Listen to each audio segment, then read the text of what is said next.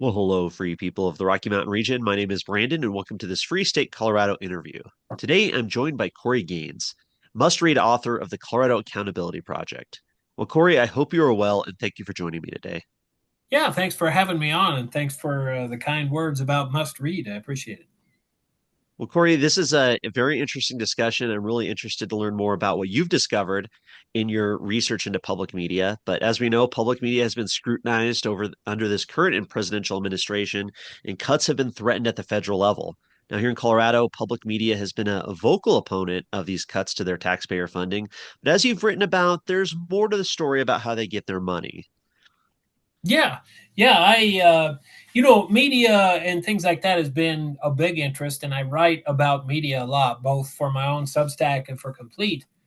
And so, yeah, you see this giant upswell about public media, and I mean, because I've emailed them so many times for stories, I get emails from them because they put me on their mailing list, and it's just we need money, and public media is critical, and everything else. And so I thought, well, I was kind of curious to learn a little bit more, so I started doing some looking into what are their revenue sources, and what do they say when they're advertising and when they're looking for money. Yeah, very interesting distinction here because, like you point out in your articles, and definitely people, you got to read what Corey writes. I'll have links to everything at freestatecolorado.com, of course. But it's very interesting how they present themselves. And, I get those emails too. I sign up for a ton of mailing lists for newsletters and everything. And yeah, they're the foundation of democracy. They call themselves, this public good that's out there to deliver this unbiased news to the public. And what a wonderful service they're providing everybody. And that's kind of how they want to sell themselves, but it doesn't necessarily always seem to be the case here. So put together some slides based on some of your articles here. And so tell us a little bit about this aspect. I wasn't really didn't think about this before. I wasn't really familiar with Mhm. this concept, but it does make sense. So you said that public media is prohibited from airing commercials. Yeah. So probably, I can't give you the specific dates and laws and everything else, but the upshot is this: public media must is required by law to be non-commercial, meaning that they can't sell airtime or space to someone for a commercial. And this ought to make sense, especially when you consider that public media gets public money, right? Because if it were not the case, then what you would be doing is you would be giving taxpayer dollars to company A, then letting company A advertise. And company B is over here thinking like, well, that gives them a leg up, right? So I think that's kind of the basic theory behind it in a nutshell. And they're required to be non-commercial. They can't run ads. But as anybody who has ever listened to either public radio or watched public TV knows, it's not as if they're not advertising. What we're doing is we're advertising, but we're calling it by another name. Yeah, exactly. And I always thought that was interesting because, I do like CPR's jazz station here in the Denver metro area. And yeah, at the top of the hour, whenever it is, they'll say, brought to you by some sort of foundation or some sort of company or some sort of organization. And I never really put two and two together, but that's a great point that it's just kind of another form of advertising for these companies to have their names listed during these broadcasts. Mm-hmm. Yeah. So it allows you to say, okay, well, what the term I see a lot of in public media stuff is underwriting or sponsorships. And I don't read minds well, but I can tell you from emailing with people that work in public media, it's in their mind, it is distinct. It is two separate categories, right? There's advertisements, then there's underwriting or sponsorships, and those are not the same thing, right? And in fact, if you go look up the rules around this, because there are written rules, and I covered this in my Substack, or it's what you can see on the screen now, which comes from the Substack.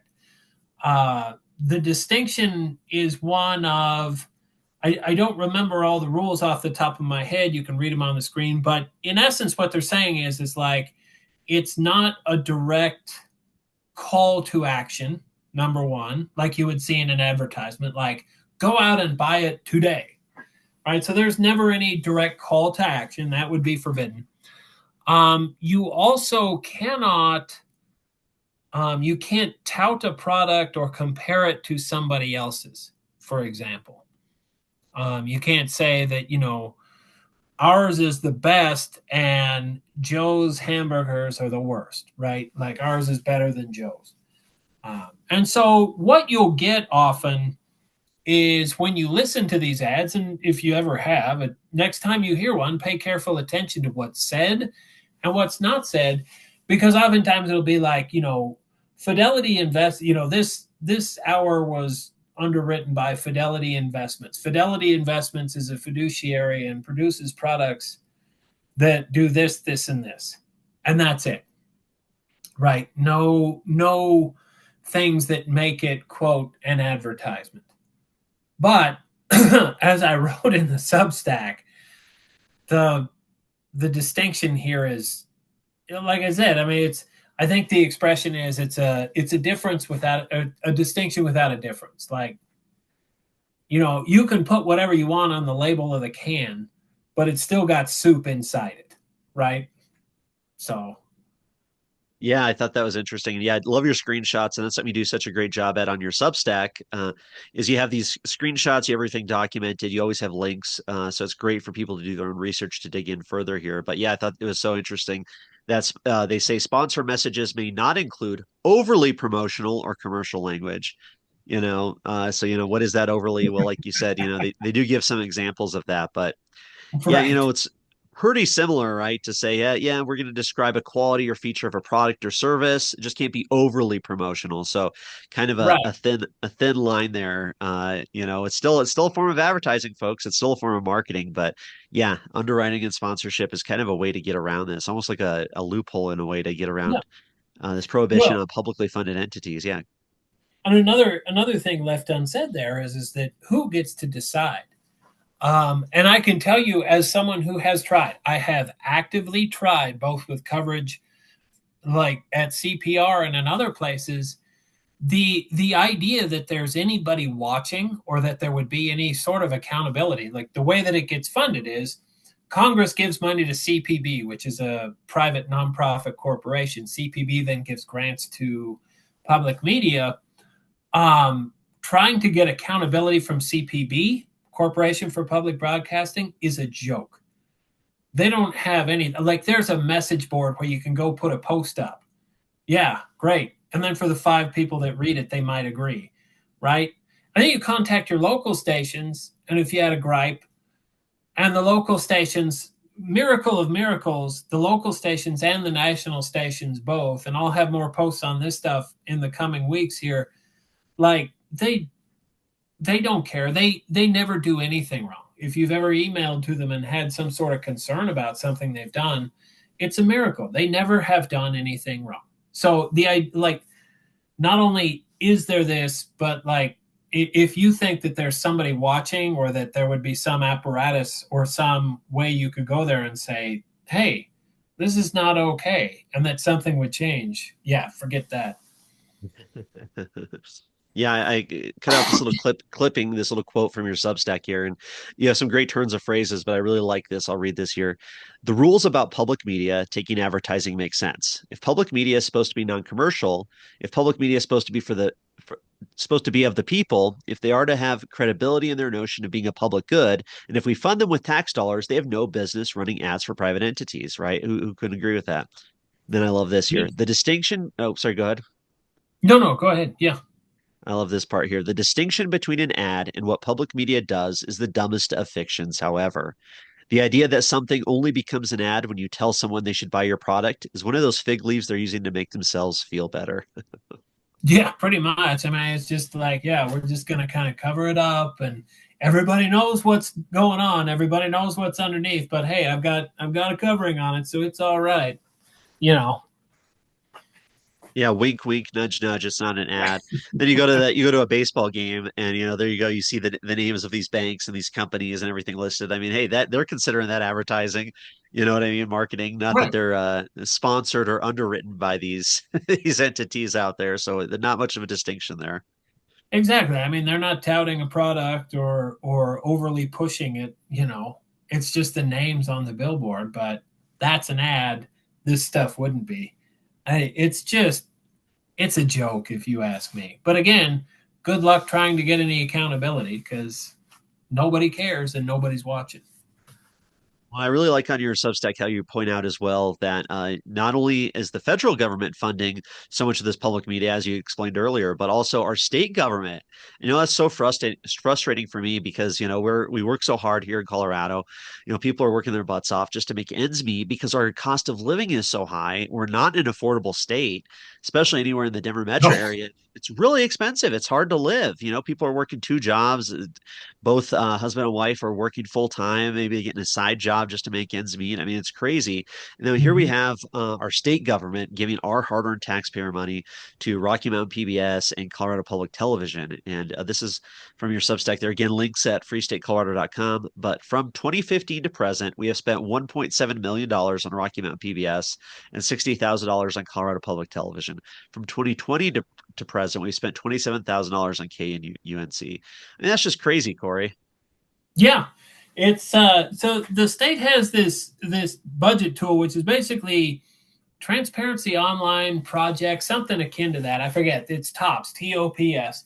And it's become my favorite toy sort of over the last 6 months, where it's basically our state's checkbook register.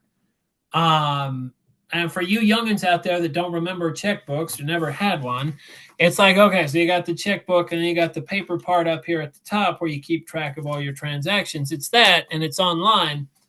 And you can go search it. You can set up all kinds of different search criteria, department, everything. I went and looked because I got curious. So the feds give money to CPB, which gives it to national media like PBS and NPR, which then gives it to local media like CPR, some of those tiny little stations that are public media all around the state. But then I got curious to know, does our state give any money to these entities? And as you can see on the screen now, yes, they do. Quite a bit, depending on the outlet. Like Colorado Public TV is, or I don't know, it used to be, it was Channel 12, and they get a little pittance every year. It's not a whole lot. Rocky Mountain PBS gets a fair bit, as does KUNC. In 2015, by the way, is as far back as TOPS goes. Nobody had any public online searchable database prior to that. Um, Now, these things would go for when you go and look at the line items and you see what they're spending it on. Some of it is grants, where the state's just like, here, have money. And some of it is purchasing a product. If you have ever listened to public radio, and I go into a more depth, I looked at one specifically about Colorado Auto Theft Prevention Authority. They're, or yeah, something like that. It's CAPTA, CAPTA. They're spending with KUNC for preventing auto theft. They purchase ads or spots on CPR, and then they get on there and they say, "Don't forget to lock your car." This is a message brought to you by CAPTA. So it is a product. It's buying a product. They're doing more of that underwriting. But again, it's money going from the state to there. So if you live in Colorado, congratulations, you get to pay public media twice. You get to do it federally and at the state level. Yeah, it's crazy. I mean, to run ads telling people to lock their car or, warn them about auto theft. I mean, folks, this is not the proper role of government. I mean, that's my first thought, is the fact that our government shouldn't be using our hard-earned tax money for any type of media whatsoever. And then, of course, they'll do good projects where they're going to, or feel good projects where they're going to go out there and say, yeah, we're solving the problem of auto theft. We ran an advertisement telling people to lock their cars, or Right. we ran a public service announcement about something, and that's going to change everything. And here you have people working barely making ends meet, working two jobs, and it's like, oh wow, at least I could have paid. At least I was able to help pay for this radio commercial or TV commercial. It's like, come on, folks. Yeah. Yeah. And like I say, I mean, it's one thing I've written about in the past. If you have a news organization, you can do and say whatever you'd like, right? Like I wouldn't care about the underwriting, the sponsorships, but when you take public money, and in particular, when it's public money that's coerced, I don't have a choice to pay my taxes. And if you don't believe that, stop paying it and see how long it takes for someone to knock on your door. Um, like, I don't have a choice about paying taxes. So they take money from me to do this stuff and they produce ideologically tilted content, and they spend it on things that I don't like. They spend it on news and programs that have no connection to my life, my perspective, issues that are important to me. But then if you try to yank that money back and say, when it's your money, and it is by and large their money, like CPR is 95% of their funding is from themselves and donations and sponsorships, and five is taxes. Like, when it's your money, you do what you want. But if you're going to take money from me, there needs to be some accountability to me for what you're going to do with my money. And that's missing. It's just simply not there. Yeah, I couldn't agree with you more. It's absurd that we have this taxpayer-funded media organizations that produce, yeah, very ideological content. Of course, they don't see it that way. They think they're Mm-hmm. being fair and balanced and all of that. But it Yeah. doesn't take much, especially in this modern age where we have so many alternative voices like yourself and others out there. We can get different opinions and say, well, in the past, if that's all you had was three news stations and NPR, then yeah, of course, they're only presenting one side of the story. But hopefully today people are a little more sophisticated, where we understand a lot of the imbalance. A lot of the left Mm-hmm. leaning, I would say, for lack of a better word, content that's being produced. So yeah, absolutely outrageous. And yeah, go ahead. No, I was going to say, yeah, if you don't believe it, what I always recommend is watch from both sides. Like, there's going to be bias no matter what. And Fox News has bias too, right? Oh yeah. Watch from everything. Take some from Fox and some from NPR, because the reality is you will not see a full picture of your world, and you also get a real clear picture of where the ideological leans of different outlets are if you sort of watch and read widely across different outlets. Like, maybe you listen to NPR on the way into work, but maybe when you get home you turn on Fox News while you're making dinner or something, and do both. Because, like I said before, sometimes the bias doesn't always show up in how they deal with an individual story, but it's what they're writing about and what they're not writing about. And again, like, I live out here in rural Colorado, and my local public radio is KUNC. And supposedly, if you listen to them when they're concerned about their taxpayer funding getting yanked, they tell you all about how they're very important to bring news out to these areas like where I live, where we don't necessarily have three or four or five mainstream news outlets. And to a certain extent, they do bring news. But if you listen to what KUNC covers, 9 times out of 10, it's about, people in rocking chairs at Fort Collins or transgender patio furniture makers in Denver. And it's like, and maybe some talk about cattle or grain or ag or lack of water.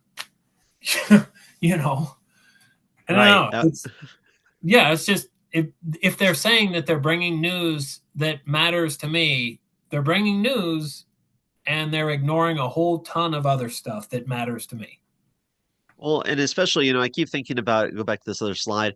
This is money. Sure, it might be a drop in the bucket on some level compared to the big financial problems our state and our country have. But folks, the country's broke. Like, our federal government is so in debt, it's broke. Our state government can't balance a budget to save their lives. I mean, we're Yeah. facing the prospect of a special session because of it, and the fact that our state government just spends money willy-nilly, and the money's not Mhm. there that they have to spend. So it's like, you got to make cuts somewhere, you got to make, and this kind of thing does make sense. But of course, yeah, they got the ear of the public so often because they have this taxpayer subsidized ability to reach out to the public. So they use that, of course, to toot their own horn and use that as a way to make sure they're secure in their funding. And yeah, and I would say that's an unfair advantage, but also, as you brought up in your Substack, an unfair advantage in terms of competing with other marketing entities, because there's advertising Yeah. agencies, there's other avenues that these businesses and organizations can spend their limited advertising budget on, but now that you have this public media organization with this unfair advantage. Right. Yeah. So it was like, and I put up a radio. It was a rant. I think. I don't think it was a discussion. It was more of a rant by Mandy Connell on her radio show where she talked about this, and that is that is the case. Like, you have a marketing department at a commercial radio station. Those people are out there hustling to try and get those very finite marketing dollars that exist, right? Like, a company's got an advertising budget of $100 and you're trying to get some piece of that. And all of a sudden, over here comes public media who gets it. And public media got, in the race, public media got to go forward 20 yards from where you started. And then they started the race because public media is getting public money to do this.